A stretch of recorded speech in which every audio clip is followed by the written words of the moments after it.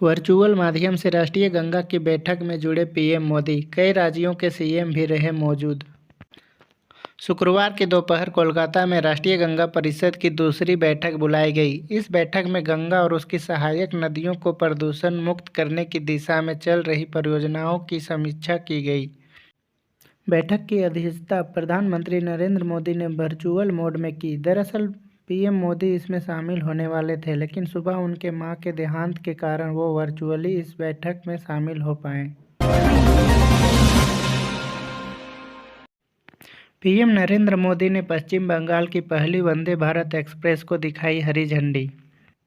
PM Narendra Modi ने शुक्रवार 30 दिसंबर 2022 को पश्चिम बंगाल की पहली वंदे भारत एक्सप्रेस को हरी झंडी दिखाकर रवाना किया। यह ट्रेन पश्चिम बंगाल में हावड़ा से न्यू जलपाईगुड़ी के बीच चलेगी। यह देश की 7वीं वंदे भारत ट्रेन है। पहली वंदे भारत एक्सप्रेस दिल्ली से वाराणसी के बीच चलाई गई थी। नई पीढ़ी की पहली ट्रेन हाल में मुंबई से अहमदाबाद के बीच चलाई गई थी। पीएम मोदी ने वीडियो कॉन्फ्रेंसिंग के जरिए पश्चिम बंगाल में हावड़ा को न्यू जलपाईगुड़ी से जोड़ने वाली वंदे भारत एक्सप्रेस को हरी झंडी दिखाई। साथ ही कोलकाता मेट्रो की पर्पल लाइन के जोका तारा तल्ला खंड का उद्घाटन किया।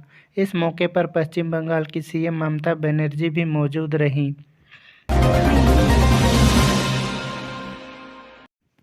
बंगाल में फिर जय श्री राम पर घमासान। वंदे भारत के उद्घाटन समारोह में ममता बनर्जी ने दिखाए तल्ख तेवर।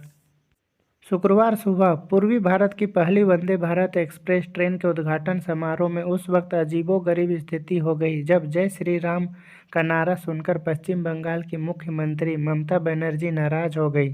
ममता बनर्जी ने तल्ख तेवर दिखाते हुए भारतीय रेलवे की ओर से राज्य को मिली सौगात से जुड़े इस महत्वपूर्ण कार्यक्रम में अतिथियों के साथ स्टेज पर बैठने से इनकार कर दिया।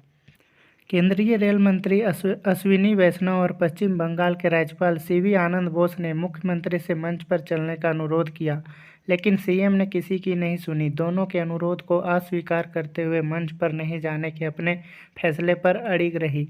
पूरे कार्यक्रम के दौरान ममता बनर्जी वह मंच के पास एक कुर्सी पर बैठी रहीं। चुनाव कार्य से हटाए गए देवघर डीसी मंजूनाथ भजंत्री, डीडीसी होंगे जिला निर्वाचन पदाधिकारी।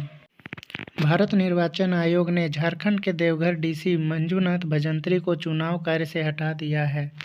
देवघर जिले में चुनाव कार्यों के संचालन का जिम्मा डीडीसी को सौंपा है। अब देवघर के जिला निर्वाचन पदाधिकारी के रूप में डीडीसी सभी निर्वाचन संबंधी कार्यों का संचालन करेंगे। इससे पूर्व जिला निर्वाचन पदाधिकारी की भूमिका में डीसी मंजूनाथ भजंत्री थे।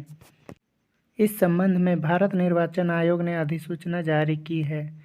दरअसल बीते मधुपुर विधानसभा के लिए हुए उपचुनाव के दौरान गोड्डा सांसद डॉक्टर निशिकांत दुबे ने चुनाव आयोग को शिकायत दर्ज कराई थी। शिकायत के मद्देनजर आयोग ने उक्त आशय का निर्देश जारी किया है। इस तरह देवघर डीसी को लेकर भारत निर्वाचन आयोग ने अपनी स्थिति साफ कर दी है।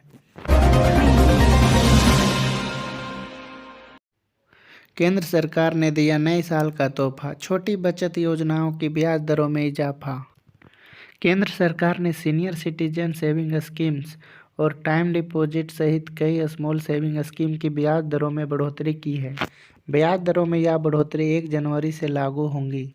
सीनियर सिटीजन सेविंग स्कीम और टाइम डिपॉजिट के अलावा national saving certificate, monthly income scheme और किसान विकास पत्र की ब्याज दरों में भी बढ़ोतरी हुई है। सीनियर सिटीजन सेविंग स्कीम पर दिसंबर तिमाही में 7.6% ब्याज मिल रहा था, अब यह बढ़कर 8% किया गया है। वहीं नेशनल सेविंग सर्टिफिकेट पर अभी तक 6.8% का इंटरेस्ट रेट मिल रहा था, जिसे बढ़ाकर 7% किया गया है। सुकन्या समृद्धि योजना और पब्लिक प्रोविडेंट फंड की ब्याज दरों में सरकार ने कोई बदलाव नहीं किया है। अमित शाह ने बीएसएफ के मोबाइल ऐप और 13 मैनुअल के संशोधित संस्करण का किया लोकार्पण। केंद्रीय गृह एवं सहकारिता मंत्री अमित शाह ने नई दिल्ली में सीमा सुरक्षा बल के प्रहरी मोबाइल ऐप और 13 मैनुअल के संशोधित संस्करण का लोकार्पण किया है। बीएसएफ का यह ऐप प्रोएक्टिव गवर्नेंस का एक बड़ा उदाहरण है। अब जवान व्यक्तिगत एवं सेवा संबंधी जानकारी, आवास, आयुष्मान, CAPF और अवकाश से संबंधित जानकारी अपने मोबाइल पर प्राप्त कर सकते हैं। भारत को बनाना है मैन्युफैक्चरिंग हब, निकोसिया में बोले एस जयशंकर। विदेश मंत्री एस जयशंकर साइप्रस की अपनी पहली आधिकारिक यात्रा पर है। इस दौरान उन्होंने राजधानी निकोसिया में शुक्रवार को कहा कि वैश्विक अर्थव्यवस्था में भारत का दबदबा बढ़ते जा रहा है। एस जयशंकर ने कहा कि हमारा लक्ष्य भारत को एक प्रमुख मैन्युफैक्चरिंग हब बनाना और साल 2025 तक $5 ट्रिलियन की अर्थव्यवस्था के रूप में उभरना है। नवंबर के अंत तक राजकोषीय घाटा बजट अनुमान के 59% पर पहुंचा। नवंबर 2022 के अंत में सरकार का राजकोषीय घाटा पूरे साल के बजट अनुमान का 59% तक पहुंच गया है। पूंजीगत व्यय और गैर कर राजस्व में धीमी वृद्धि के चलते राजकोषीय घाटे में बढ़ोतरी हुई है। पिछले साल की समान अवधि में राजकोषीय घाटा 9.78 लाख करोड़ रुपये था, जो बजट अनुमान का 46.2% था। बता दें कि राजकोषीय घाटा सरकार के व्यय और राजस्व के बीच का अंतर है। सरकार ने वित्त वर्ष 2022-23 में राजकोषीय घाटे को 16.61 लाख करोड़ रुपये या सकल घरेलू उत्पाद का 6.4% रहने का अनुमान लगाया है।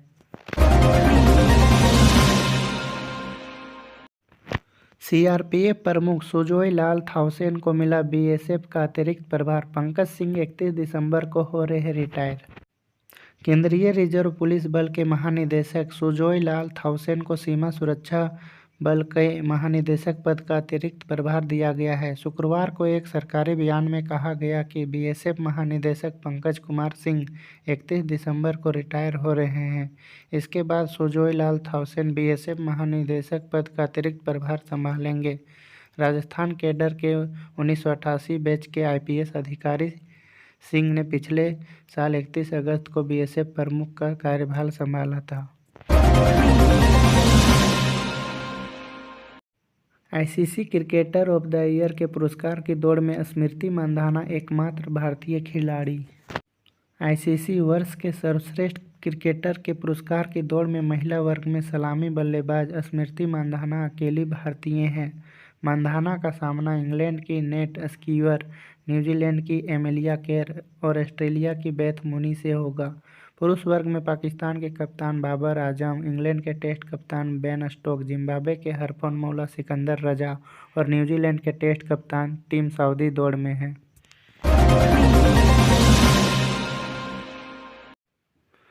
पानी के अंदर से गुजरेगी कोलकाता मेट्रो, 520 मीटर की सुरंग कुछ सेकंडों में करेगी पार। पश्चिम बंगाल में हुगली नदी के अंदर से भारत की पहली अंडर वाटर सुरंग बनाई जा रही है। इसका निर्माण कोलकाता के ईस्ट वेस्ट मेट्रो कॉरिडोर के हिस्सों के रूप में किया जा रहा है। इसकी लागत लगभग 120 करोड़ रुपये आएगी। सुरंग के बनने के बाद पानी के अंदर 520 मीटर की दूरी को मेट्रो महज 45 सेकंड में ही तय करेगी। कोलकाता मेट्रो रेल कॉरपोरेशन ने शुक्रवार को बताया कि भारत की पहली अंडर वाटर सुरंग दिसंबर 2023 तक पूरी हो सकती है। कोलकाता मेट्रो रेल कॉरपोरेशन के महाप्रबंधक शैलेश कुमार ने कहा कि इस सुरंग का निर्माण यूरोप के लंदन पेरिस कॉरिडोर की तर्ज पर किया जा रहा है। यह सुरंग नदी के तल से 13 मीटर और जमीन के स्तर से 33 मीटर नीचे है। भारत में बन रही यह सुरंग सॉल्ट लेक के IT हब सेक्टर 5 को हावड़ा मैदान के पूर्वी हिस्से से जोड़ेगी।